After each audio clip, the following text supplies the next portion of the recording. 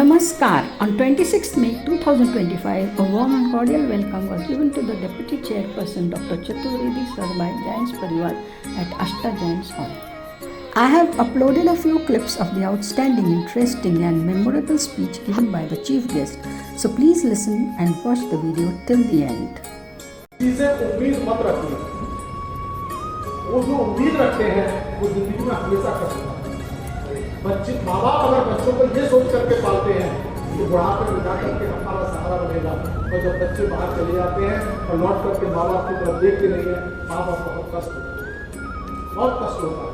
इसलिए कभी किसी से आशा मत कीजिए, ईश्वर पर विश्वास कीजिए, आपको वो सब देने वाला है और हर पल आपके साथ जो है सिर्फ उस पर विश्वास कीजिए, आपको जीवन में बहुत कुछ मिलेगा।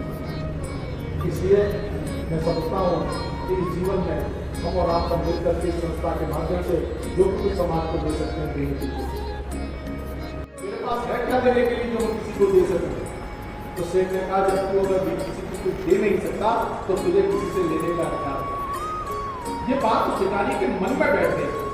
उस रात उसको नींद नहीं आई और वो ये सोचने लगा कि मैं आखिरकार किसी को क्या दे सकता हूँ। दूसरे दिन जब वो घर से निकला भीख मांगने तो उसे एक बगीचा नजर आया, बाग नजर आया, गार्डन नजर आया। तो उसने गार्डन को फूल देखे, उसके मन में अभिलाषा हुई कि कुछ फूल तोड़ करके मैं आगे बढ़ूँगी, और वो जाकर के फिर जिससे भी भीख मांगता था उसको एक फूल देता था और उससे भीख देता था। देने वाला भी खुश होता था, वो लेने वाला भी खुश होता था। कई वर्षों के बाद अचानक ट्रेन में उसको वही सेठ मिला। उसने जाकर के खुश होकर के सबसे पहले सेठ को एक फूल दिया। उसने कहा, सेठ जी आज तो मुझे कुछ दीजिए, मैंने भी आपको दिया है।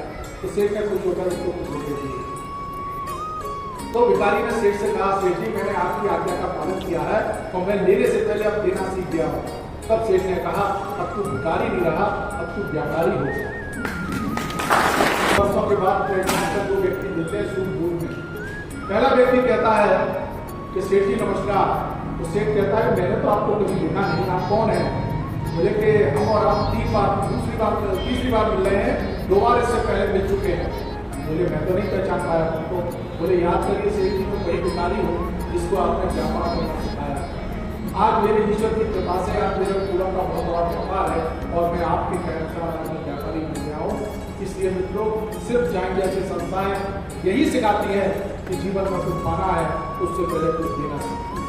जब हम आपको एक चीज है जो लीगल है, लॉजिकल नहीं है, लॉजिकल है लीगल नहीं है, वरना लीगल है ना लॉजिकल। सब बच्चों ने हाथ मार दिया। अब प्रोफेसर पहुंच जाए, सवाल का जवाब मेरे को नहीं आता है तो रास्ता हर बच्चा जाता है इस बात में। तब उसने एक लड़के को खड़ा किया कि बेटा बताओ क्या है? तब लड़के ने कहा, सर आपकी उम्र है 60 साल, आपने 20 साल की लड़की से शादी की है, ये लीगल है लेकिन लॉजिकल नहीं है। 60 साल का ये लीगल है लेकिन लॉजिकल तर्क संगत नहीं है। दूसरी बात ये कि आपकी 20 साल की पत्नी ने एक 22 साल के लड़के को अपना मोहब्बत दे रखी है, बॉयफ्रेंड बना।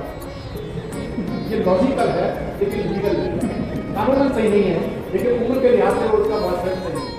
और तीसरी बात कि जिस लड़के को आपकी बीवी ने बॉयफ्रेंड बना रखा है उसको कल शाम को आपने पास कर दिया, ये ना लीगल है। जीवन में पढ़ना ही जरूरी नहीं है, कुछ ज्ञान अतिरिक्त ज्ञान में प्राप्त करना आवश्यक है। Thanks for watching this video.